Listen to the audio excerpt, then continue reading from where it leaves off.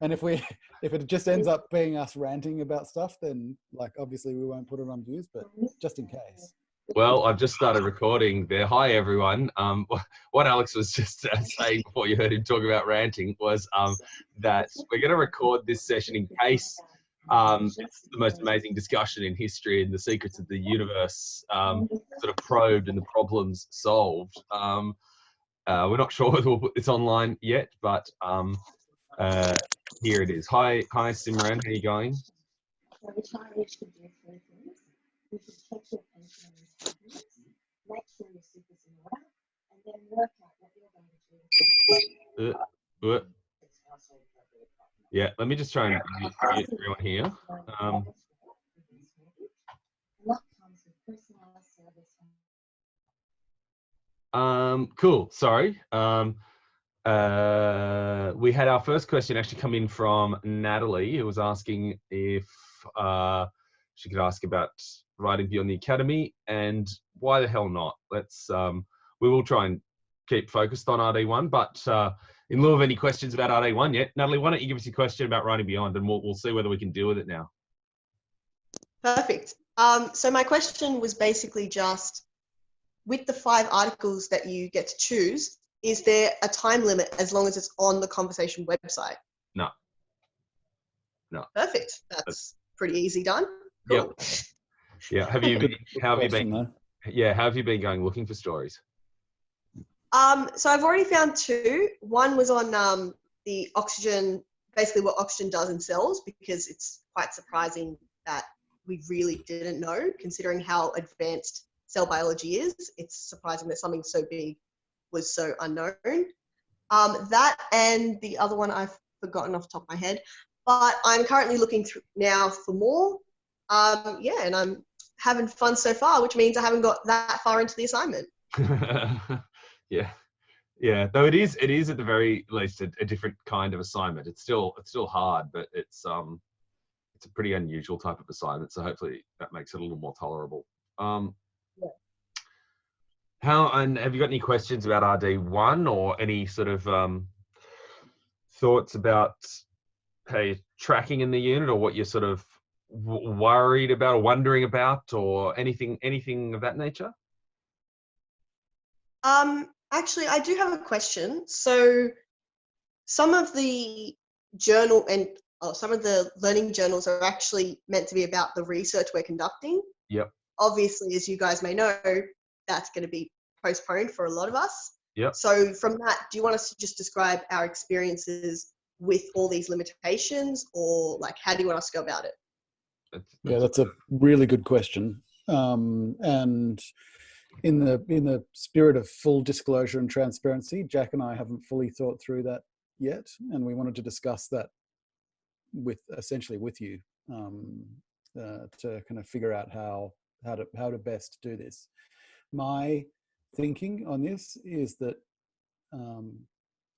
you're still a developing researcher, like you're still doing the work of the unit, and you can do a lot of work in that direction, in the direction of developing yourself as a member of your field and as a member of your research group, your lab, like whatever it is that you're part of, even without access to facilities. So probably for a lot of us, that'll mean a ton of reading, essentially, like lots of journal article reading, lots of getting familiar with theory, stuff like that. How does that sound? Like, how does that sit with you, Natalie? And everyone else? That sits pretty well. That's exactly what I thought was going to be happening anyways. There's going to be a lot of lit reviews coming out of this, I can imagine. Yeah. I mean, this is something that you should talk about with all of you. You should talk about with your supervisors, is that, like, if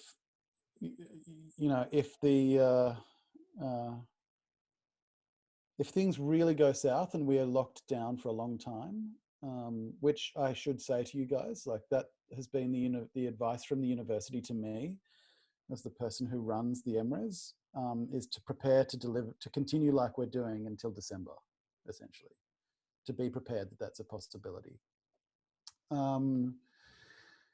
that maybe what you do is turn your MRes project into a systematic review. And a lot of early researchers get their start, you know, in the kind of world of publications, or their entree into the professional world by doing a systematic review of the literature, because a systematic review of literature gives you, like, you are at that moment in time when you kind of press submit or send or whatever on that piece of writing, you are literally the most knowledgeable person about the publications in your field at that point in time in the world. It's something that's really common across disciplines, to do like, it gets called lots of different things: a literature review, systematic review, a discourse analysis sometimes. But yeah, you should talk about those kinds of options with your supervisor. If it's really the case that you can't do the primary research you had in mind, like, what are the options for you? And like, again, for all of you, you should also consider, like, even though the university would hate me for saying this, that one of the options is pause. Like, take a leave of absence and come back a little bit later. As in, you know, no option should be just arbitrarily, like, crossed off or ruled out. You should really go through and think through each option, and what you should do here. But yeah, get familiar with literature. Like, I should say, I can't remember if I said this to you guys, that a number of the people who I know who work outside of the academy, and so this is relevant for you, Natalie, who work outside of the academy in labs, have said to me that they kind of don't really want people who have lots of lab experience. They want people with lots of theory knowledge, because they will teach people when they arrive how to work in their labs. What they want is people who are really across the current literature, so that they can come into their lab group and spark new ideas for developing kind of commercial research projects. So, you know, I'd add something here as well, about responding to this question for the prompts for the next reflection. And just for anyone who's jumped in while Alex was talking there, Natalie has asked kind of how might the learning journals be approached, especially the ones with the project update, when people's projects are so up in the air with everything that's going on. Some people's projects will remain on track, but lots of people's projects are having to be revised. I would say that it's still completely possible to answer the prompts here, whether or not you're sort of focusing on the top set of questions, which are for those who sort of know at least like what their project is or maybe was before things have changed, or those of you who are still exploring. I would say that your answer is now going to be quite different, probably, if you've been impacted at all by COVID-19 in terms of what you're going to be able to pursue for your research. But you can still absolutely answer these questions. So, you know, at present, you know, you can think here, well, had this question been asked 3 weeks ago, you would have had a fairly confident answer about the direction you were going in. Now, however, in light of the sort of global pandemic, things are a little less certain. And then you could kind of talk about what you were planning. So maybe you have to do a little bit of flipping around, take these as general prompts and flip that into the past tense. How were you planning to approach it in terms of methodology? And adding another question, which would be, and what changes, are there any sort of changes that might take place? You know, so even if the entry is kind of like, at the moment, I'm really, really uncertain about how my project is going. The intention was to work on this kind of direction, or to work on this, doing this, or this and this and this, whatever it may be. However, a lot of those plans are now on pause, and we're not sure whether we're going to be able to do them because, you know, for those to take place, they rely on this and this and this, and one of those processes is now completely out because of COVID. So, you know, like you could do quite an interesting entry about how the sudden imposition of this situation has changed things for you. Does that make sense, Natalie? Yeah, it does actually. And what Alex said as well, yeah. Yeah, that actually does help a lot. Yeah, cool. Yeah, the old adage in research, like, say it as you see it. This is a really good example of like what's happening right now. Tell us about what's happening right now in this particular entry. Yeah. I think we've had a few more people join. I'm just trying to get the... I've got the chat open, Jack, if anyone asks any questions on chat. Nice. I'm trying to open, there we go, participant list. It's nice to see who's there as well. So just, if for those of you who haven't seen, we've got 9 people on at the moment. Hi to, I think, Rahab and Julie, we haven't said hi to yet. So hi to you guys. We are recording this session in case it sort of produces some pearls of wisdom that must be shared. I suppose even just that question from Natalie about the learning journal, that's probably worth the price of entry for a few people, because I reckon a lot of people will be wondering that. So, you know, we could tell them, you know, you guys can spread the word. There's a little bit of advice near the start of the week 4 sort of Zoom in vid. So does anyone have any more questions about RD1 in particular? We can field questions from other units, but we're sort of trying to focus on RD1 for the moment. You can chat them in, or you can kind of pop in by voice or by video. Hey, Julie. Hey. I have a question. Shoot. So, as you know, I work across a number of different fields, but I think, can I claim myself as a social ecologist, even though my supervisor is coming out of humanities and communication? The short answer is yes. You can claim yourself to be whatever you sort of are, whatever you're working on. I was a religious studies person, but my supervisor was an Old Testament scholar. They're quite different things, but I wound up working in my PhD in religious studies, and just because my supervisor worked in a slightly different area, that didn't affect my identity so far as I was proclaiming it. So if you see yourself as a social ecologist and that's where you locate yourself, and, you know, of course your supervisor understands that, you don't have to be in exactly the same field as your supervisor. You know, probably a bit more common on the Haas side of the spectrum than if you're, say, working in someone's lab. You're typically working in a, you know, on a similar project with them. But in the case such as yours, yeah, does that give you a little bit of clarity, or do you have a follow-up? It does. It does, but it's really interesting because I've been, in terms of writing beyond the academy, nothing about embodiment in the conversation, nothing. Interesting. That is and interesting. Some about the Anthropocene, but nothing about embodiment. So it's just interesting that kind of where the choices are being made. I don't want to put you on the spot, but do you want to quickly explain what embodiment is to those who are also on the Zoom call? Because some people might not know what that sort of word signals theoretically, like why it's an interesting word and why it's so interesting that it's not on the conversation. So embodiment about it is looking at how our embodied experience, our physical experience of being human, how important that is to our understanding of how we live.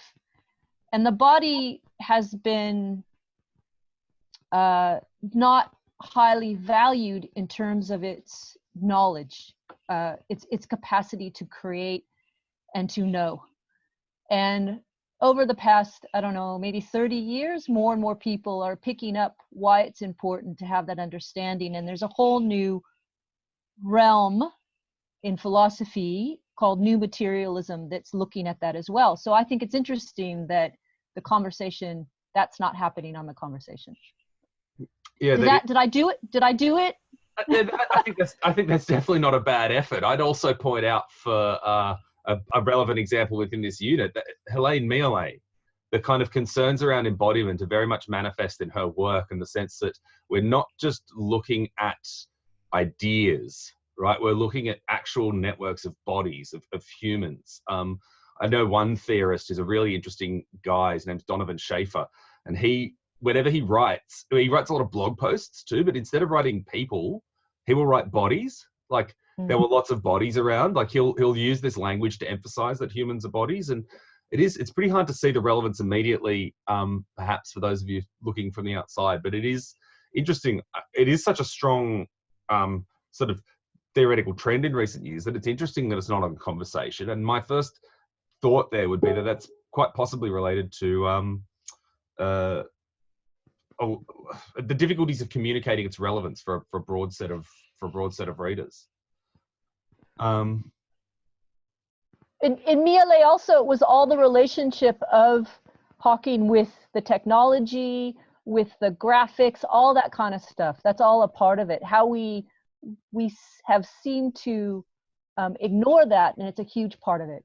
And it's the writing too, the supersizing the mind, the Feynman stuff, as in like the physical movement is integral to the thinking, that thinking isn't just an isolated cognitive process, that it's made possible by things, by our bodies. Thanks, Julie. We have a really interesting question here from Serene, and this is definitely worth unpacking. Alex, do you want to take this one? Yeah, and so a couple of people have emailed me about with similar questions, Serene. So you're not kind of on your own here. So for, I guess, does the chat come up on the video recording, Jack? Have we established that? Well, for anyone, if we end up replaying this, for anyone watching, I think you have to click on the chat for it to come up. Right. Cool. So I'll read it out anyway. Just so we're all on the same page. Got a U unsatisfactory for first learning journal. We should say, guys, like it's really rare to get a satisfactory on this first learning journal entry, because one of the things that 6 out of 75 people. Yeah.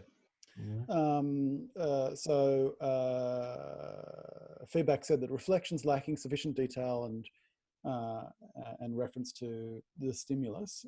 For my resub, I'm required to resubmit a small paragraph that addresses a stimulus for the stewardship of research with reference to specific details. I'm a bit confused what's meant by the stimulus for stewardship and what specific details mean. Cool. So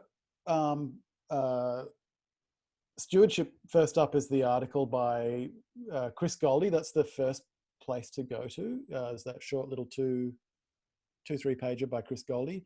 There's also the video where I slow read that as well, and the other video where we discuss stewardship a little bit. So those are kind of 3 stimulus elements there. So they're either events. What we mean here by stimulus is either an event, like a class, for example, or a text, like an actual text, or a video, or like something that you encounter and have to kind of process and read, as it were. That's what we mean by a stimulus here. I assume, I think Alex marked your work or assessed your work, Serene. Alex, the other Alex Ray. I assume what he means is, tell me a bit more about the stimulus. And the specific details is so what specifically is said in that text, or what specifically was said in that class, or what did they discuss specifically in that detail. So what Alex is probably wanting you to do is describe in greater detail the thing that got you thinking about stewardship. Does that seem a fair read to you, Jack?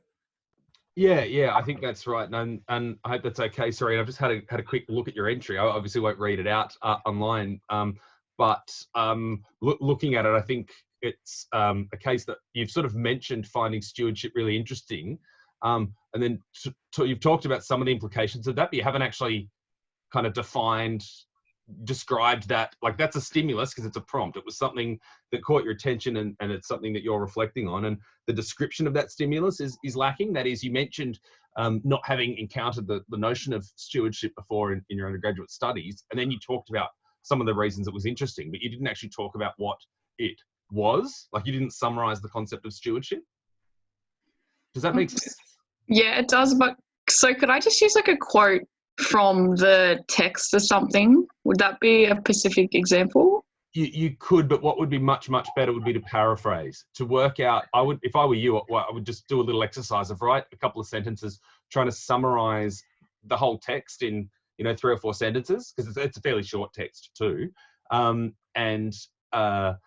maybe locking in on one of the particular points that she mentions. She talks about translating. Sorry, what is it? It's conserving knowledge, generating knowledge, and transforming or translating knowledge, these being 3 core domains of stewardship. So you could, you know, really briefly kind of summarize those perhaps, and then in the subsequent discussion, your sort of further reflection on it, you could then also be reflecting on those, using those details to steer your reflection a bit. And what I mean is that if you had mentioned conserving, generating, and transforming, then you might have also then mentioned how those 3 things are making you think, rather than the concept of stewardship overall. So yeah, paraphrasing rather than quotes, especially in a small thing like this. Does that make sense? Yeah, it does. How it says resubmit a small paragraph, what would a small paragraph be? What would your first impression be? I was thinking about 4 sentences, but That's pretty good. Yeah. So yeah, good instinct. When somebody says the word paragraph to me in an academic context, I think about something from about 125 words to about 250 words. So a small paragraph would be on the small end of that, obviously. So around 100 words, and 4 sentences would be about 100 words. Boom. okay, thank you. Yeah, but good question. Thanks. So Courtney's got a question too. Just resubbed first reflection. Is there a time frame when we had to get our feedback back? Good question. The time frame that I would say in the first instance is as soon as possible, and probably actually this is probably something worth just dwelling on for a second. The feedback on the resub will be, if anything, really minimal, because the idea really is to kind of get you up to the point where it's kind of satisfactory, and then we can kind of move on to the next one, Courtney.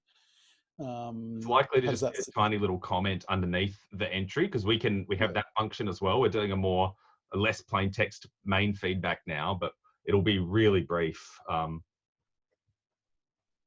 Yeah, as Alex says. I mean, I think ideally, like, you know, if an email comes in and says I've done my resub and I'm too busy to look at it right there, I'd want to get to it within sort of 48 hours, hopefully, because it will be pretty easy to check. But I would say kind of by the end of that week, probably. And if you're really anxious about it, or you're sort of wondering, you know, there's something really critical in there that you want to know if you've done right or not, you could, after a couple of days, you could email us a quick follow-up. Hey, just wondering if you've had a chance to look at the resub. Just want to know if I was on the right track. Thanks. And then we'll let you know. Does that make sense, Courtney?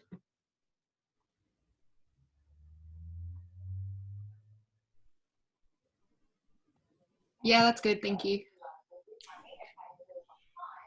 And I just saw Sam Immons pop in then. Sam. Hey, Alex, how you doing? Yeah, good. I'm wondering how you're doing. Yeah, look, I have to be honest, I'm absolutely snowed under. Yeah, so we've been probably spent the last 2 weeks really prepping and developing some workflows for managing the patients in their critical care phase of the illness. And then we're also part of the critical care network, so it's been challenging trying to figure out who's got what, where it's going to go, and then how we're all going to do it.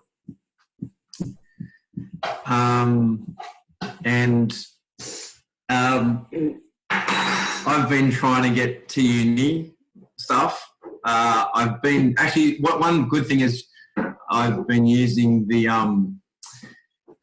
you know, every time I'm reading an article or a new guideline or something like that, I'm doing it with a pen in my hand. So thank you, because it certainly changed my practice there. Yeah. We've put out 2 guidelines that are now being used like around Australasia, which is cool. So the Safer Airway Society, I'll flick you through that link. So I've done my first bit of peer review and trying to add some context and meaning to that, which has been great. But I'll be honest, I've found it very challenging to get to the reading. Readings, you guys have been putting up some great stuff. I have scanned your emails, I'll be honest, but not really gone into getting any of the extra work done. So I apologise in advance. I haven't even flicked you an email, but it's been pretty crazy, and I'm only coming in halfway through because I just checked my emails and saw you guys had put this up, which is great. Zoom's good, so I'm catching up with my supervisor next week by Zoom, and we sort of having twice daily meetings with the ministry, either via Zoom, or Google Chats. So thanks heaps for putting the information out there, and you guys have, I think you've been quite supportive and really proactive in going early and going online. So thanks for that. I'm hoping it kind of settles down a little bit now because we've done a lot of the work. So now we're just sort of waiting for the curve and the patients to present themselves, and then for us to have the need to do our role. So yeah. Questions about it? I'm happy to field questions. Yeah, well, so for a bit of context here, I think, I'm not sure if everyone knows, Sam is a paramedic, so what he was talking about there was obviously related to coronavirus. But Sam, Jack and I assumed you'd be front line, like I guess literally on the front line. Yeah. Oh yeah. It's certainly really challenging for the road paramedics. They're getting a lot of calls where they're literally it changes hour by hour, but in the last week it has just gone from concern for welfare calls to literally every sort of third or fourth job now is related in some way. And we've only started really moving the critical patients around the state in the last 4 or 5 days. But in the lead up to that, we've obviously been ramping up what our capability is and how we're going to respond and get the resources to where they need to be. So. Well, the note from us is, and this goes for everyone as well, the note from us is flexibility.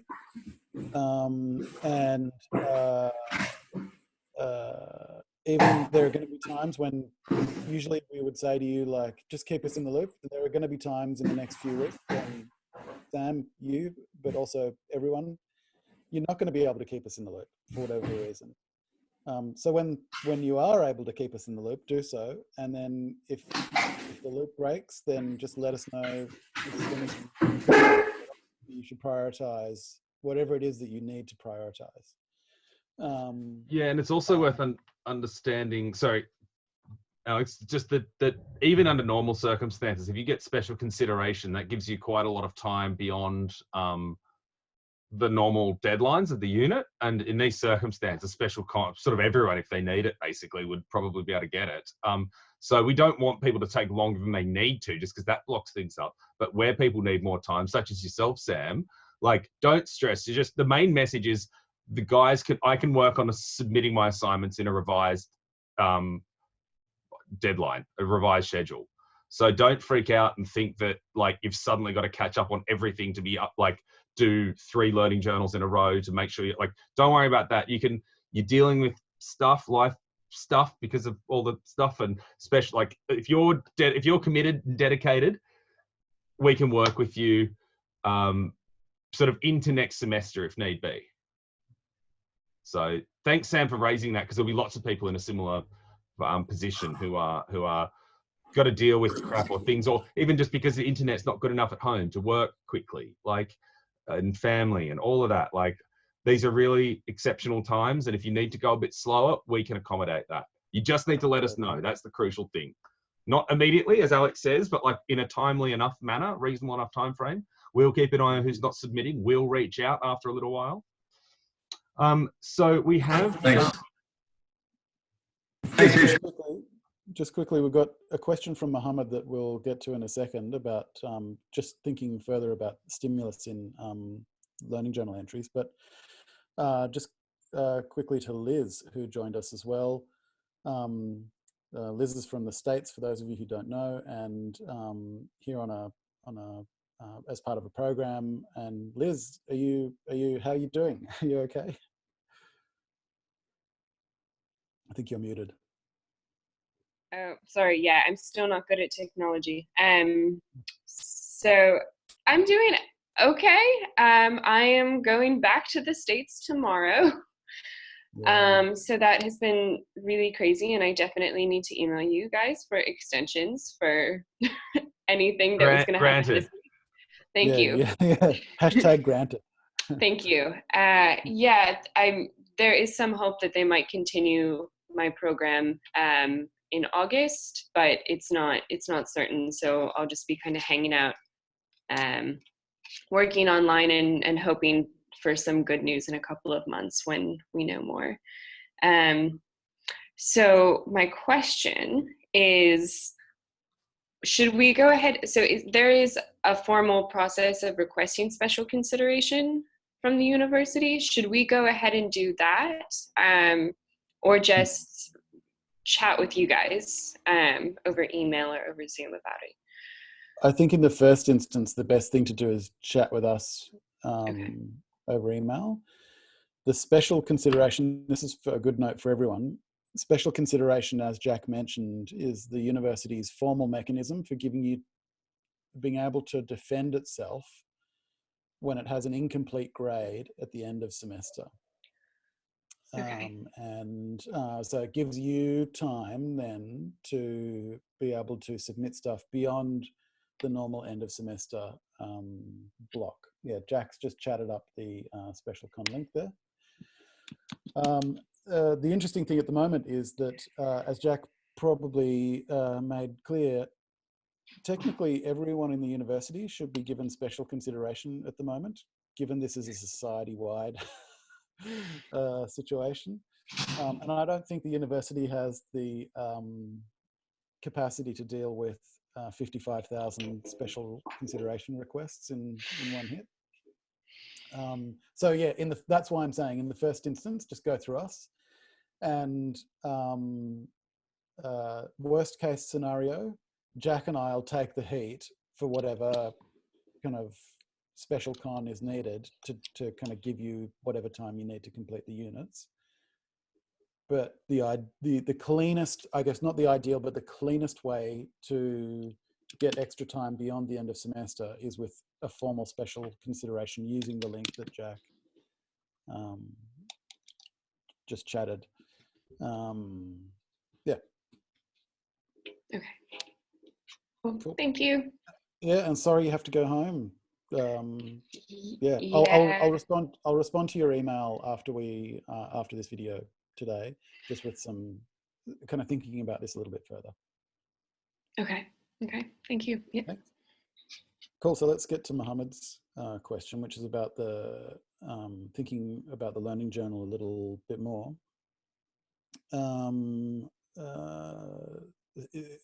A stimulus is an event, or maybe a class discussion, or an idea. Can a stimulus prompt us to think about different ideas? So those are really interesting questions. It's interesting to think about, is an idea a stimulus? Jack, what do you...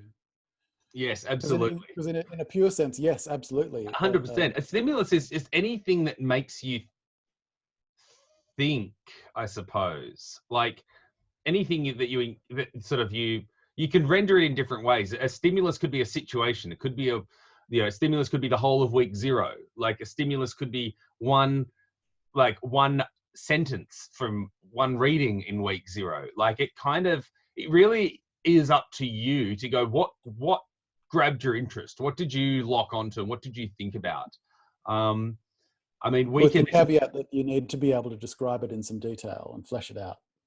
Yes, very good caveat. And it's something that we can we constantly evolve the way that we talk about and describe this assignment.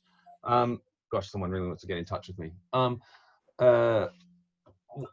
And so we've only recently added the details about the reflective method this semester. So your question prompts us to try and make sure that we're even clear about that in future. But it basically, I mean, did you have an example, Mohammed, of something that you weren't sure whether it was a stimulus or not? Could week 0's discussions about stewardship be an actual stimulus? Yes, absolutely. And then you know, you can fold multiple stimuli together. So you could say the week 0 discussion, there was a video, there were some discussions, there was also a reading. So, you know, you can, in your entry, discuss all of those things. Like, you don't need to explicitly name, you don't need to use the word stimulus, you know, in your entry. In fact, you probably shouldn't, unless you're talking about the stimulus in a different context. But you would, if you found the week 0 discussions about stewardship interesting, then yes, Yeah. that's like a topic that counts as a stimulus. Does that clarify for you? Yeah, that's what I'm talking about in my learning journal. Great. Thank you. And another note here that I feel like I want to emphasize to you guys is that we hope that the learning journal is good for you. That is, regardless of what regardless of its status as an assessment, we hope that you are able to learn something through the process of writing, having to write about things that you encounter, articles, books, classes, content, like whatever it is. Like, writing, as we say, is thinking, and our hope is that you'll, you know, not only develop as people and as researchers through having to do something like a learning journal, but also that you'll have a bunch of really interesting ideas that you find really interesting, and that you enjoy the process. Cool. Gloria, welcome. Oh, you're muted. Email about 20 minutes ago, and I quickly joined up, so sorry about that. Can you hear me? Yes, we can. You can hear me okay? What I wanted to ask about with the entries is that last point of the criteria where it talks about explaining, once you have got an idea and insight, how you might think differently in the future. And I wanted to ask Jack, if you can just elaborate or maybe give an example of how that can be stipulated in the entry. That would be really helpful. Yeah, just so understand, because I was talking to another colleague who seemed to get stuck on that point, exactly what you are trying for us to articulate in the entry. Yeah, thanks for the question, because that was certainly the majority of people I mark. That was, I think, probably one of the most common points of feedback was a little more detail on that final part of the method, because what people tended to do was quite a good job of talking about a stimulus and what it made them think about. And often, I think the confusion was that it made kind of people think about sort of big ideas about how they might, you know, think about different aspects of either doing research generally or in their project specifically, or lots of people talking about reading and writing. But that's still, when you're sort of thinking maybe about what might happen in future, it's still quite closely tied to you like explaining what it made you think about. And so what we want is for people to go a little bit further and go, cool, well, if that's what it makes me think about, if that's when I have this stimulus and that changed the way I think about something, and it had lots of aspects going on, like when I think about it, I can think about lots of things that it relates to. What makes the reflection really strong is if you can tie that together with like, and what are you, in a concretely, what are some things that you might do or think differently? And we can push further here, because we say do or think differently. Like we could just simply say, what would that make you do differently in future? But do can mean think. Like, as in, how are you, like, what we want is a bit of contrast. Like, the overall result of the entry, one of the things it will achieve is a clear contrast between, I thought about something in a certain way before, and this stimulus made me think about it in a different way, and that's going to make me kind of change my habits of thought or my habits of behavior, or like it either will or it might. Because sometimes you're not sure if something, like, it's not like every insight is that has changed the way that I think. But if it's interesting enough that you've written about it, you could say this might have major implications in the kinds of articles that I select to read for the next 2 to 3 months. Like, rather than talk about, I want to get more familiar with my field, this is going to make me more familiar with my field. You could talk, too general. be much more specific, also thinking about what you might do or think differently. Alex, do you want to add to that before we kind of? No, that's pretty solid. Well, Gloria, how does that sound? Yeah, that was really helpful. Thank you. Good. It's as if millions of years of evolution had caused these biological entities that we refer to ourselves as to benefit from getting together as a social group and talking about things. Courtney's asking,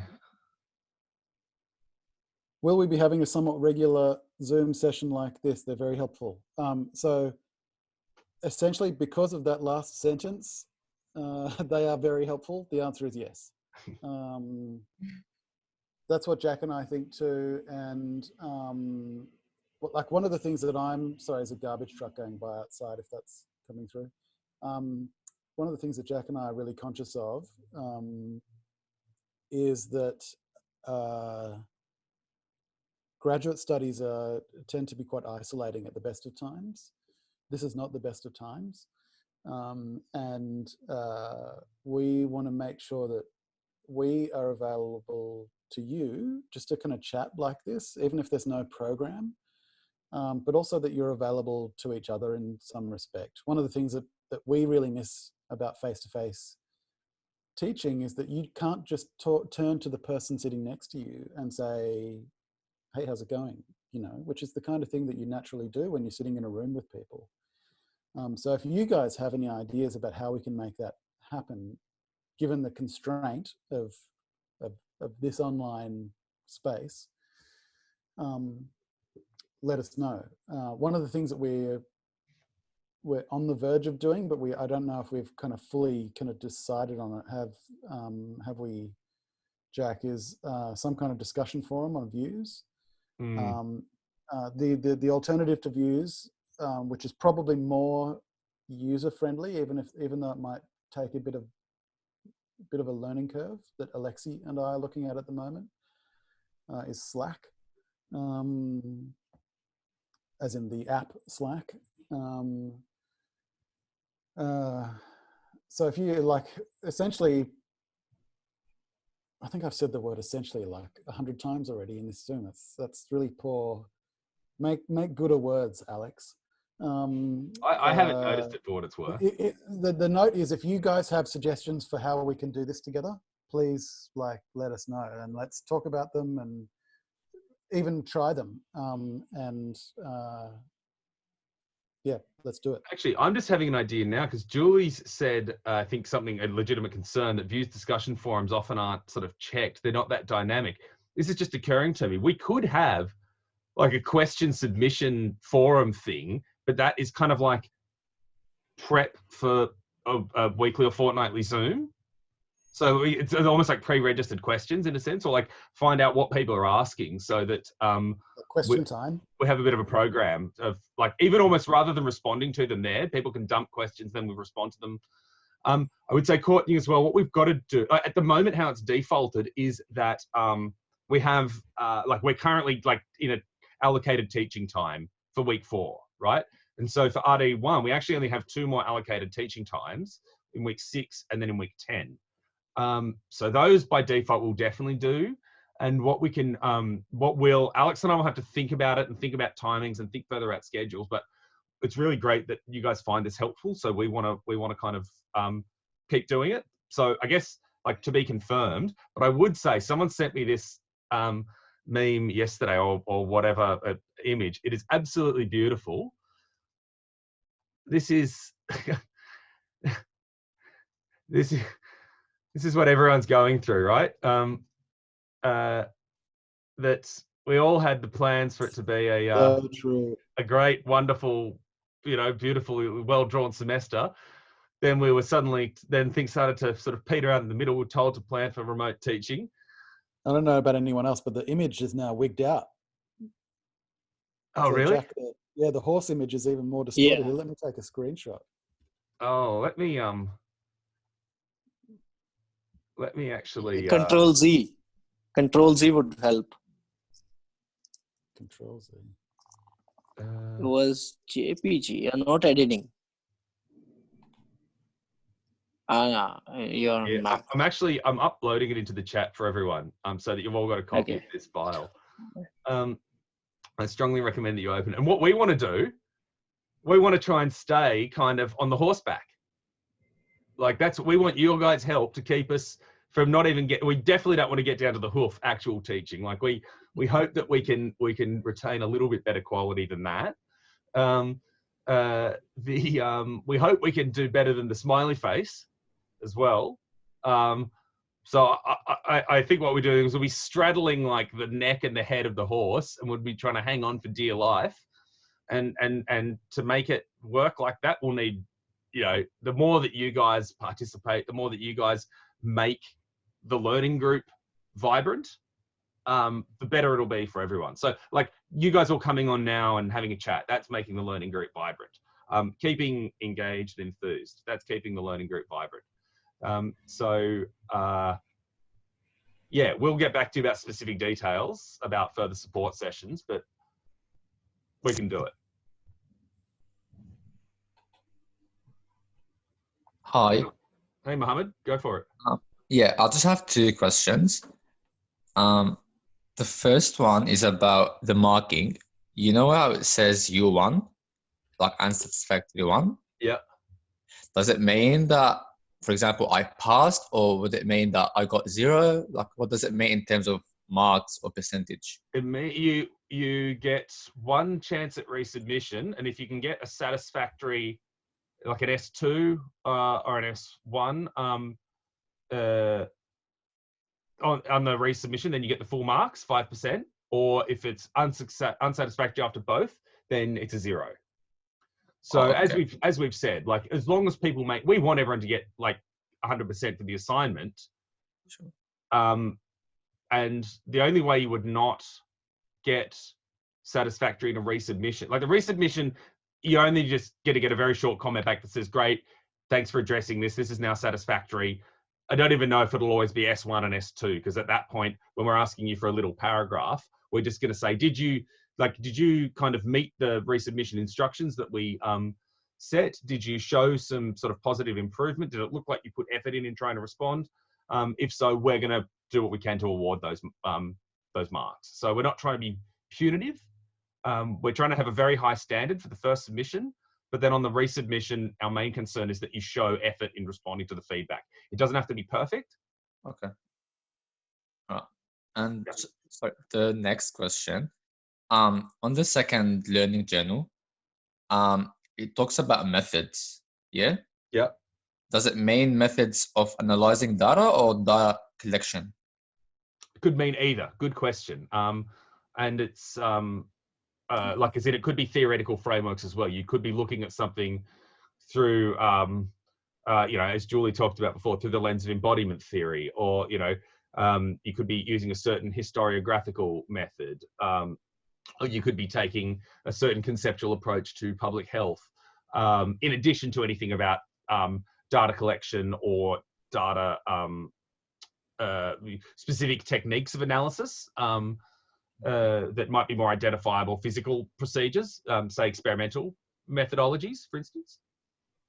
Does that help clarify for you? Yeah, but I'm still not very familiar with the methodologies used in my field. What specifically are you kind of working on? Politics. Yeah, and what kind of politics? So I'm talking about the US hegemony and targeting of Iran, like besiege and wars and whatever. Yep. So yeah. So, but are you coming at it from the perspective of, like, it'll depend on your disciplinary orientation. Like, you could be coming at that from a historical perspective, or you could be coming at that from the perspective of international relations, or political theory. Like, there's kind of quite a few sort of distinct disciplinary locations from which you could engage a question like that. Where are you? Do you know where you're situated? Well, obviously, I'm gonna be giving some historical background to the relationship between them. But obviously, I'm going to be talking more about international relation in that terms. So maybe what you need to do is you need to say you're currently a bit uncertain about how you'll combine, like you're looking at a topic that's going to have a bit of cross kind of disciplinary focus, in the sense that it'll include international relations and kind of history and sort of Middle Eastern politics and all of that. US empire, US hegemony and global empire, that's a sort of rich topic of theorization as well. So you could, that entry, for instance, could talk about how, you're not certain yet, but from your understanding so far, you have examples like this book and this article, which come at things from a historical perspective, and they use kind of, their data is sort of all archivally available that they're using, and they're looking at it through the lens of kind of geopolitics.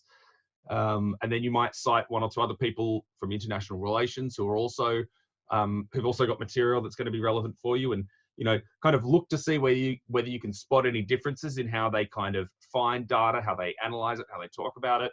So you don't need to kind of tell us exactly what you're doing.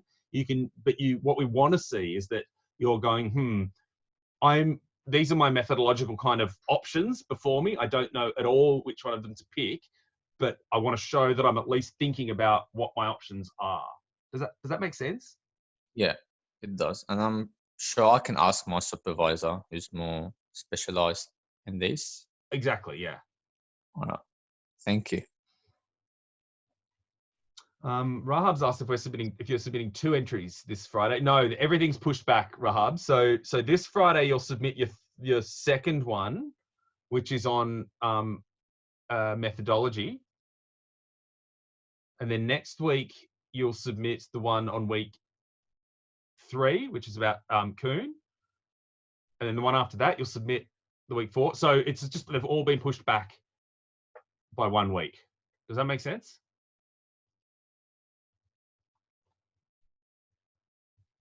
Thanks, Rahab. And we'll do an announcement about this later this morning, essentially. Yeah, we would have sent it yesterday, but it was big enough that we just had to get our dean to sign off on it to make sure we weren't kind of going rogue and saying, free cars for everyone. Oprah style. Yeah. Hey guys, I think you guys are already doing this, but I just want to make sure. I know you guys are going through administrative hell right now, but when you do mark something, do you mind just always, for Writing Beyond the Academy and for RD1, just sending an email through to say that it's been marked so we don't have to keep checking views? Yes, we will do that. Easy done then. We haven't, again, I guess that's, you might be thinking forward. We'll email back all RefJo or the Learning Journal feedback for the first batch. For the resubmissions, because they'll come in quite staggered, we might not announce those, but we'll probably just let people know by email because they will have emailed us. And then for Writing Beyond, when we release the grades, they'll get released all together and we'll make an announcement about it. So if we haven't said anything, the grades kind of aren't available. Yeah, that's perfect. That's all I wanted to know. Yep, cool. Serene's asking annotated bibliography. Current projections are for about halfway through next year. No, I'm kidding. But it's going to be. It's not wildly inaccurate though. Yeah. No, we're going to start on that this week, end of this week. So it's likely to be probably not the week after, but week. So what are we? Week 4 now. We're going to start the end of this week. Probably week 6 week 7 at the latest, which I know is like ages after it was submitted in week 2. Normally, we'd be in good times. It'd probably push us out to three weeks marking because we're also doing the learning journals. Like it's hard on you guys at the start of semester, but we've also brutalized ourselves with all of the marking. So with these extra variations, we're really kind of bummed to have taken so long to get the learning journal feedback back. But with that back now, we've got a bunch of RD2 marking to do, and then we'll get on to, well, the RD2 marking is not too big this semester. So we'll be getting into the ABIB marking at the end of the week. And then yeah, I'd say like, we can't, if we would only mark it, if all that we had to do was just mark it with no emails, no anything else, you could probably do it in 3 or 4 days. But when there's emails, when there's teaching, when there's life, all of that, it's, so yeah, I would say week 6 or 7 is a realistic time frame. Yeah. Yeah, which sucks. But it's at least hopefully we can come in before then, guys. But that's a pretty frank estimate from Jack. And I would say that at least with the ABIB, like what we want to get marking back to you as soon as possible. That's ideal. When we really stress about it is something like the learning journals, where there's a sequence and it's really time dependent. The annotated bibliography is, you know, sort of hurts our professional pride to take so long to get it back to you. And it was frustrating for you guys because you're just kind of waiting to see how you did. But, you know, it's only worth 10%, so it's not sort of a big determiner of things moving forward. But also, it's important to, I guess, just kind of keep in mind that it's still pretty early in semester by week 6 or 7. And so if you get feedback there, you've got a long time to like incorporate the ABIB feedback, which is in particular, like how accurate is my referencing? What's just happened there? Alex, have you just in Does that work? You're on the Golden Gate Bridge. That's a bit weird though with the beard. Blades of grass, that is really weird. Can everyone else see what Alex is doing here? You look like David Bowie now with like a blue space moustache. I don't just look like David Bowie, I am David Bowie. Wow. It's weird, isn't it? That is super. Sorry, I didn't mean to distract the conversation there. That was not intentional. Wow, Sorry, it really did. Your beard was a green screen. Like I could see the earth. I could see like your mouth and your eyes. That was really weird. The wonderful modern age we live in. Usman's asking, would we get resubmission for other journal? So you get resubmission for all other journal entries. They're all satisfactory, unsatisfactory. The annotated bibliography, the only resubmission we'll give you is if it gets less than 50%, and then we will offer resubmission up to a maximum score of 50%, so that people can pass if they want to. And we set it like that because it's unfair if someone got 60 and then someone got 45, but then someone who got 45 gets to resubmit and gets more than 60. Like that's not fair. So we just kind of say that if you get less, we don't even announce this, but since you're asking, if you get less than 50 overall for the assessment, we'll give you a chance to resubmit. Very few people fail that one. Yeah. So are there any other questions? We kind of, yeah. Go Are ahead. you guys aware that there's another AMA happening by the Dean? I think it starts in half an hour. Do you have the Zoom link for that, Jack? I just tried looking for it, but I couldn't find it. I don't know if I got sent the link. Sometimes we don't get the emails that go out to the students like that.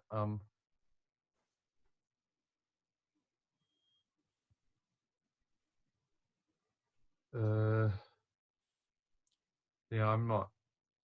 But while we're waiting, does anyone else have any other questions, stuff they want to talk about? Good pickling recipes. I've been going hard on my bread making. Just good. Made a bunch of sauerkraut actually over the weekend. Oh, there we are. Serene's got the Zoom. Nice one. Nice one, Serene. Huh.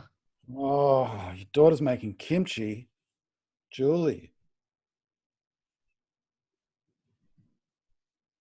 The luck. Do you want the recipe? Yeah, go on. I use a recipe from a YouTuber called Mangchi when I make kimchi, but I'm a recipe hoarder. So yeah, please. All right. I'll get it. She's doing a little video on it, so yes, I'll get it to you. Look at this coming through. This is. I think we've got a PhD research project here. Pickle recipes of the MRes cohort. Sam's got a SCOBY for his kombucha. Kelly, the lucky few stay pickled until 92. Do you mean that in the sense of people stay drunk until age 92, or what do you mean there?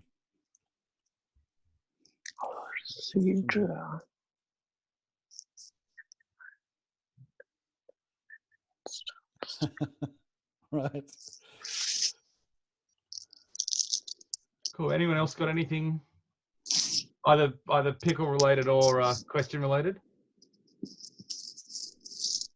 Son's making a massive omelette using the fresh eyes. I think you mean, I presume you mean the fresh eggs. I presume he's not making an eyeball omelette.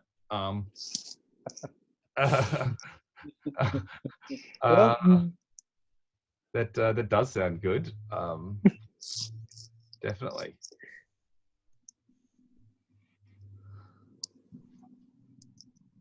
Worth looking into. Yep, definitely, Kelly. I hear you. Cool. All right. Well, we should, in the absence of any further pressing questions about the unit or about sort of the culture of research in general, the activity of research is a thing that members of our species do in a somewhat organised fashion. We could probably call it there. And I suppose this is worth putting up online. It's pretty scrappy, but maybe it's the kind of thing that you could actually listen to. Someone who wasn't here could sort of just throw it in the earphones. Like, it's not be boring to watch the screen for an hour, but it might be useful to have this in your ear while you're going for a walk or something.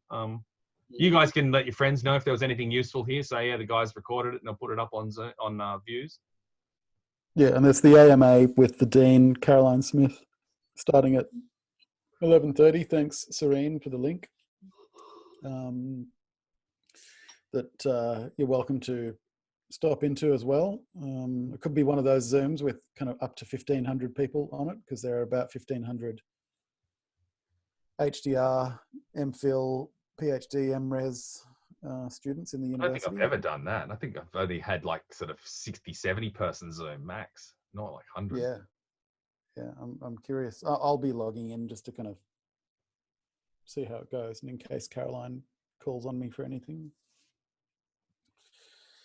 But yeah, in the meantime, thank you to everyone for coming in.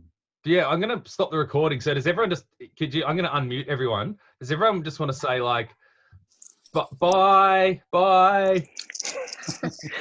Yeah. Bye. Bye. Thank you. Thank you. Bye. Bye. Thanks.